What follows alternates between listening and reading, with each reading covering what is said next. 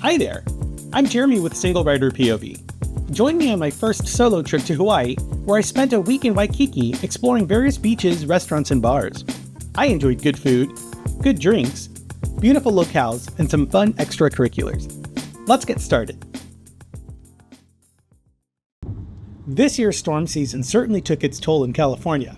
So for my birthday, I decided to treat myself to a solo vacation in the island of Oahu, and was looking forward to ditching the clouds and embracing some island sun. I headed to SFO to catch my flight, and I didn't have enough Alaska miles to cover a round trip, so I used them to cover the flight up and booked my return flight with Southwest during a sale. All in all, I paid about $300 total for the airfare this trip. It was a good deal. Let's head out.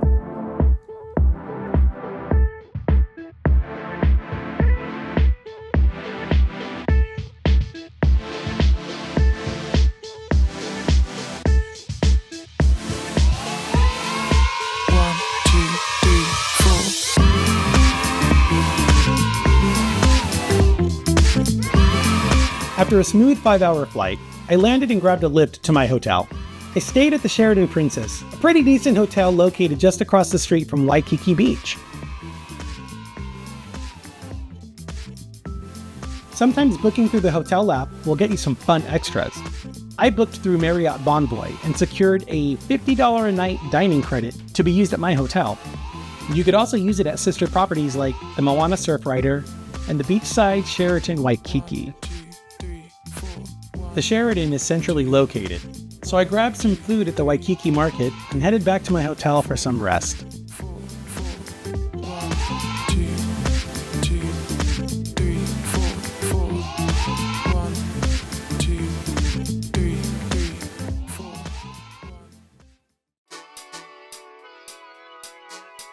To kick off my first full day in Hawaii, I booked a reservation for brunch at 53 by the Sea in Honolulu.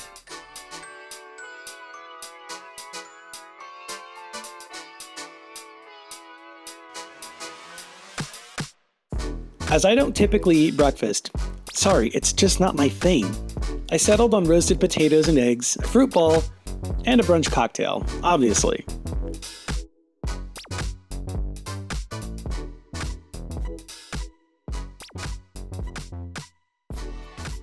The staff were super friendly and brought me over a birthday dessert.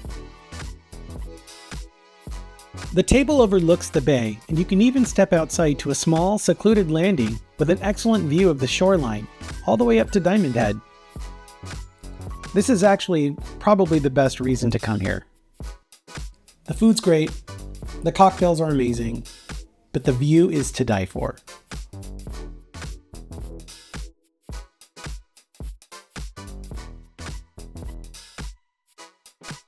I had planned to spend the rest of the day lounging and drinking at Waikiki Beach.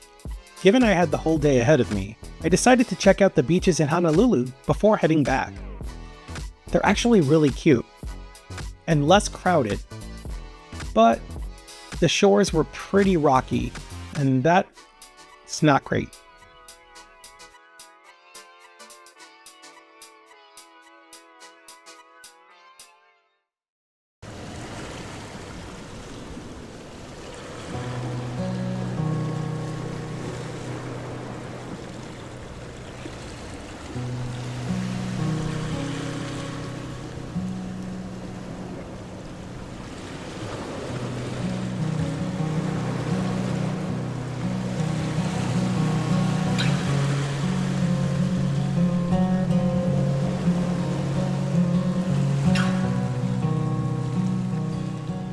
The beach, being a few short steps from my hotel room, was beautiful, if not a bit crowded. It was pretty difficult to find a spot on the beach with ample room to lay down, read a book, or people watch. It's also a good idea to pack any drinks or snacks to take with you. While there are some beachside bars and quick service restaurants, those typically add a pretty long wait. There are plenty of shops and markets on the Kailakaua Strip, so I suggest getting your White Claws and your Go Girl juice there. Because she's very demure, very classy, I enjoyed a bottle of Shandong's Earl Grey Garden Spritz while taking in the sun. Truly every beach on Oahu is gorgeous, and I can't wait to show you Lanikai. But for now, you can see that I had a really great time just getting wet.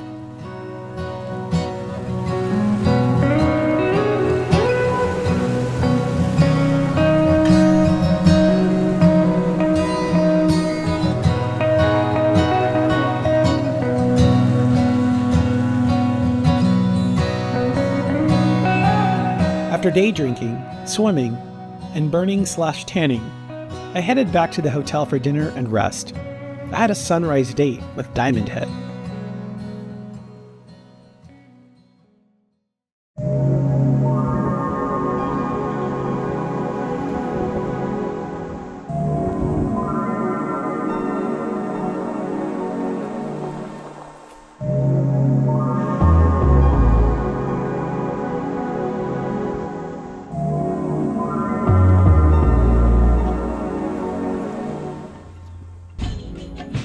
I woke up before sunrise to beat the heat.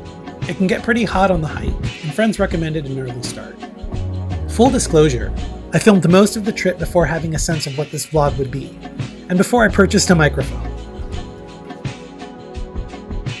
Still, the hike and the views were breathtaking. Let's take a look together.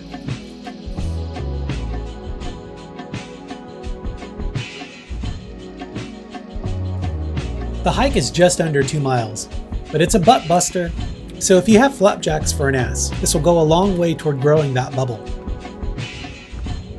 Folks with mobility issues should not attempt the hike. Although it's not too difficult, there are some areas that can be a tight squeeze, especially given folks going up and down Diamond Head share the same trail. In addition to the trails, there are a ton of stairs to climb. I was not ready.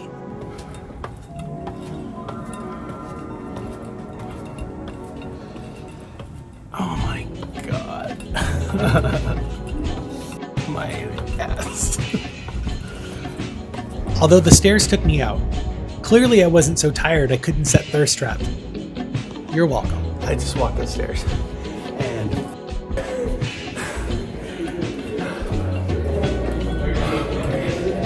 alright. Also, I'm super burned.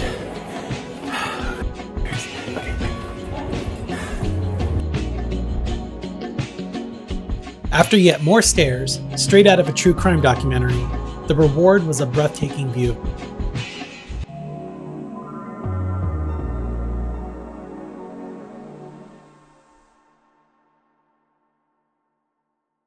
Following the hike, I decided to head back on foot. So I decided to go to Waikiki Beach for a bit, and then head over to Hula's for a drink.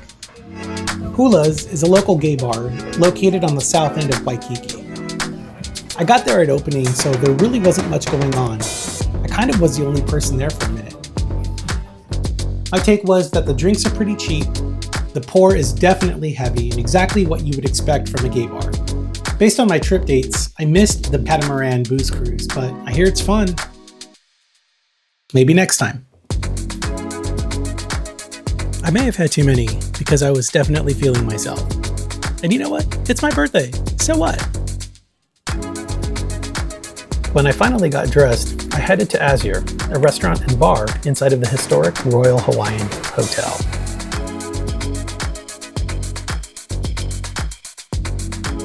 As a pre-birthday treat, I opted for the 5-course dinner.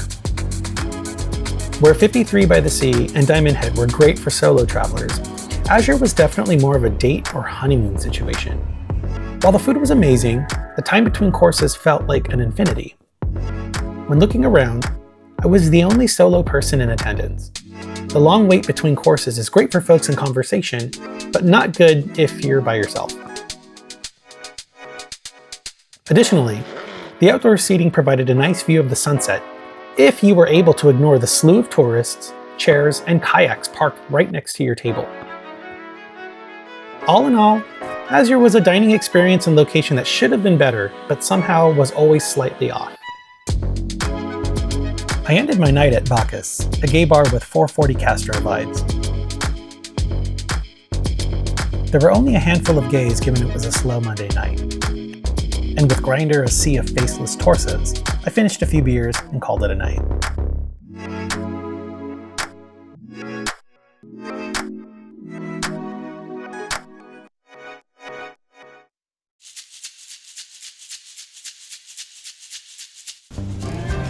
The next morning, I snagged a transit or holo card and took a bus to Lanikai Beach on the eastern side of the island. As a city pedestrian, navigating public transit was pretty easy and saved me a ton of money. For example, renting a car for a day would have cost over $100 plus parking and gas. The transit pass only cost me $7, and I could use it all day.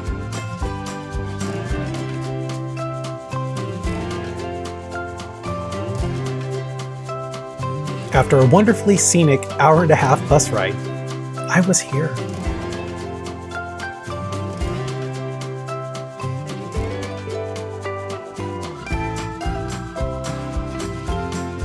Lanikai is stunning. Soft white sands and clear waters.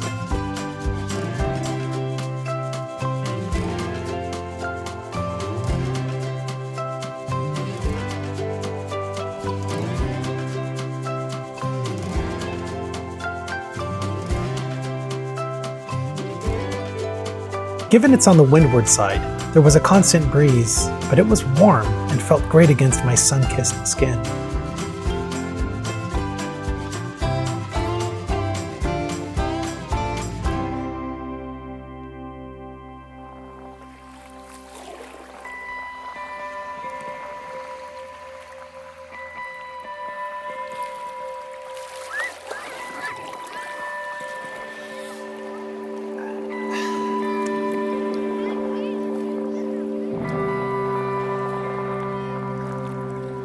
I couldn't help but be present and reflect on another trip around the sun. This was my 42nd birthday, and this year has been, well, it's been unexpected.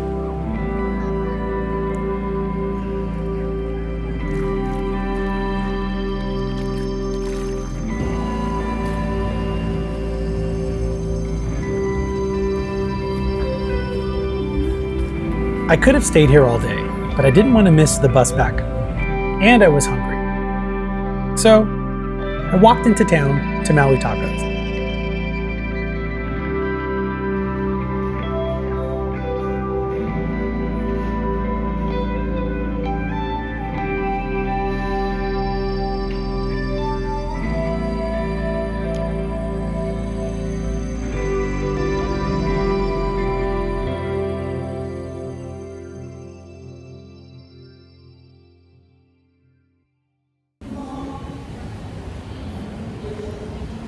I'm so red, like, I thought I did adequate, put on adequate sunscreen, but I didn't, so bloop bloop, it is what it is. Alright.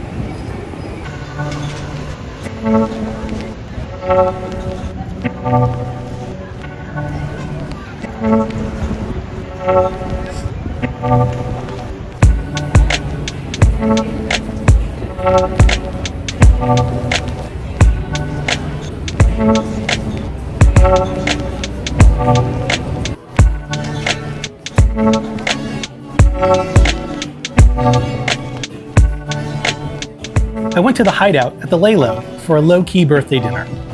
The vibe was chill, the cocktails were delicious. I didn't even mind the straight guy covering Brittany, which I'm sure was a novelty for the other straights. I'm kidding.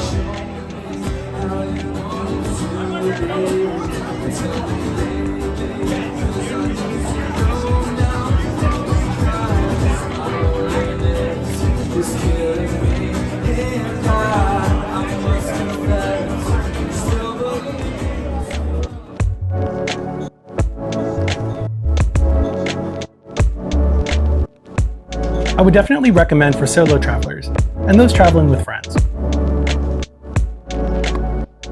But I wasn't done yet. My last birthday stop was at the In-Between, a queerish karaoke bar in an alley beneath a cruisy adult shop. I f***ing loved it. And that's how I spent my birthday, doing exactly what I wanted to do. I hope you enjoyed this video. If so, like and subscribe. Thanks for going on this trip with me.